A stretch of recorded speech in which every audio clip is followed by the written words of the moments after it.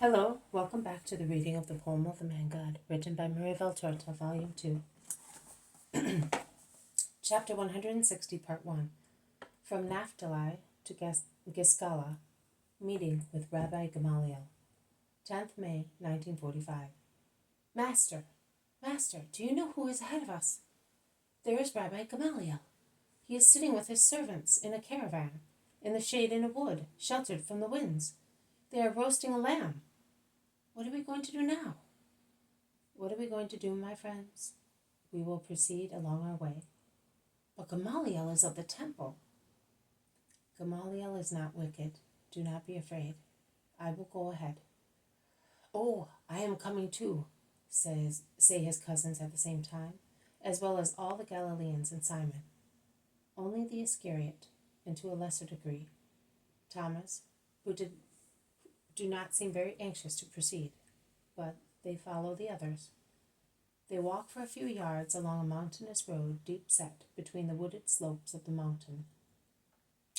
The road then bends and opens on to a kind of tableland and crosses it, widening out, and soon after that it becomes once again narrow and winding under a roof of interwoven branches. In a sunny bare patch, which is however shaded by the first leaves of the wood, there are many people under a rich tent, while other people are busy in a corner, turning the lamb on the fire. There is no doubt about it. Gamaliel took very good care of himself. For one person traveling, he set a crowd of servants in motion with I do not know how much luggage. He is now sitting in the center of his tent, a cloth supported by 4 gilt poles, a kind of canopy under which there are low seats covered with cushions, and a table, the top of which rests on carved wooden legs. A very fine tablecloth is spread on the table, and the servants are laying valuable dishes on it. Gamaliel looks like an idol, with his hands open on his knees, stiff and hieratic. He looks like a statue to me. The servants move round him like large butterflies, but he pays no attention to them.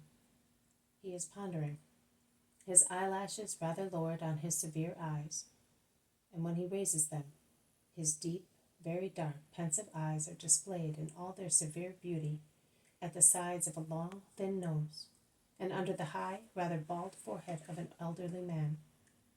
His forehead is marked by 3 parallel wrinkles, and by a large bluish vein, which forms a V-shaped angle in the center of his right temple. The noise of the oncoming people causes the servants to turn round. Gamaliel also looks round. He sees Jesus approaching ahead of everyone, and he makes a gesture of surprise. He stands up and moves to the edge of the tent, but no farther. From there he bows low with his arms crossed on his chest. Jesus replies to him in the same way. "You are here, Rabbi?" asks Gamaliel. "I am here, Rabbi," replies Jesus. "May I ask you where you are going?" "It is a pleasure for me to tell you. I am coming from Naphtali, and I am going to Giscala." "On foot? But it is a hard and long road along these mountains. You are tiring yourself too much." "Believe me, if I am welcomed and listened to, all tiredness disappears." "Well then, allow me to be for once the one who will remove your fatigue. The lamb is ready. We would have left the leavings to the birds because I never take them with me. You can see that it is no trouble for me to offer food to you and to your followers. I am friendly to you, Jesus. I do not consider you inferior to me, but greater than I am. I believe you, and I accept your hospitality." Gamaliel speaks to a servant who appears to be the highest in authority and who passes on the order. The tent is extended, and more seats and dishes for Jesus' disciples are taken off the many mules. They bring bowls to purify their fingers.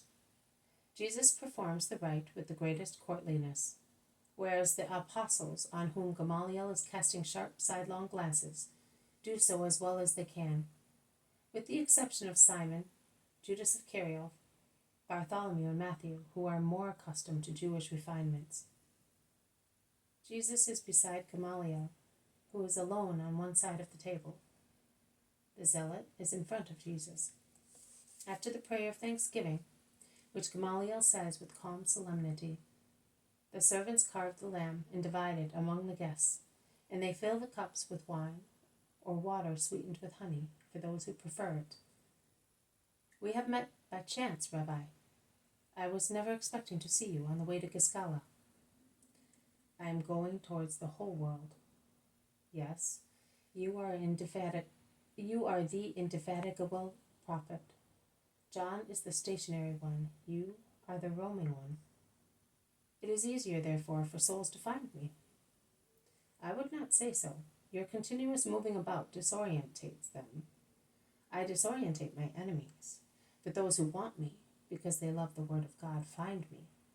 Not everybody can come to the Master, and the Master, who wants everybody, goes to everybody, helping thus the good and warding off the conspiracies of those who hate me. Are you referring to me? I do not hate you, not to you. But since you are just and frank, you can say that I am speaking the truth. Yes, it is so. But see, the fact is that we old people do not understand you well. Yes, old Israel does not understand me well. That is her misfortune. And because of her will. No. Yes, Rabbi, they are not willing to understand the Master, and who confines himself to that does evil, but a comparative evil. Many instead deliberately misunderstand and distort my word to harm God. God? He is above human snares. Yes, but every soul that goes astray or is led astray, and it is misleading to distort my word or my work, both with regard to oneself and to other people, harms God and the soul which is lost. Every soul that is lost is a wound to God. Gamaliel lowers his head, and closing his eyes he meditates. He then presses his forehead between his long, thin fingers, in an involuntary gesture of pain. Jesus watches him. Gamaliel raises his head, opens his eyes, looks at Jesus and says, "But you know that I am not one of those." "I know, but you are one of the former." "Oh, it is true, but it is not true that I am not willing to understand you.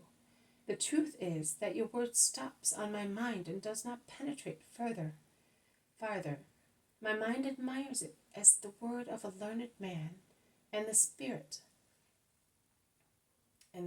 cannot receive it, Gamaliel, because it is encumbered with too many things, and ruined things. A short while ago, coming here from Naphtali, I passed near a mountain, which juts out from the mountain chain. I was pleased to pass there to see the two beautiful lakes of Gennesaret and Merom from high above, as eagles in the angles of the Lord sees them, to say once again, "Thank you, Creator, for the beauty you grant us." Well, whilst the whole mountain is covered with flowers, green meadows, orchards, fields, woods, and the laurels smell sweet near the olive trees, preparing the white host of thousands and thousands of flowers, and also the strong oak tree seems to become gentler as it dresses itself with the wreaths of clematis and woodbine. Over there is no flowering, no fertility, neither of man nor of nature. All the efforts of the winds, all the toil of men are frustrated because the Cyclopean ruins of ancient Hatzor encumbered everything, and between one large stone and another only nettles and bushes can grow and snakes can hide. Gamaliel, I understand we are ruins too. I understand the parable, Jesus, but I cannot do otherwise. The stones are too heavy. One in whom you believed said to you, "The stones shall vibrate hearing my last words." But why wait for the last words of the Messiah? Will you not regret that you did not follow me before? The last sad words, like those of a friend who is dying and to whom we have to listen, but too late. But my words are more important than the words of a friend. You are right, but I cannot. I am waiting for that sign, that I may believe. This has been a reading from the poem of the Man God, written by Maria Valtorta, Volume 2. Chapter 160, Part 1, from Naphtali to Giscala, meeting with Rabbi Gamaliel. Thank you for listening. I will see you tomorrow. May God bless you, and may peace be with you.